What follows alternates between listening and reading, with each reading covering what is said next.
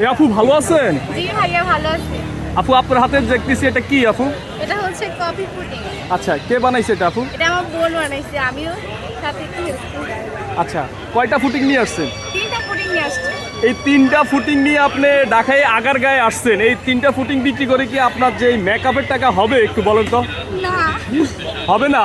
না, তাহলে কেন নিয়ে আসছেন একটু বলেন? নিয়ে আসছি এক্সপেরিমেন্ট করার জন্য। আচ্ছা আচ্ছা, এখন বিক্রি হয়েছে? হ্যাঁ, এখানে অনেকেই আসে ভাইরাল হওয়ার জন্য, অনেকে আসে ব্যবসা করার জন্য। আমার কাছে যেটা মনে হচ্ছে আপনি আসছেন ভাইরাল হওয়ার জন্য। যদি বলেন ভাইরাল হওয়ার জন্য তাহলে ভাইরাল হওয়ার জন্যই আসছি। হ্যাঁ হ্যাঁ, দেখেন কি কয়। এই আপু নাকি ভাইরাল হওয়ার জন্য আসছে। এই যে আপনার কি হয়, আপনার বোন নি? হ্যাঁ, এটা আমার বড় বোন।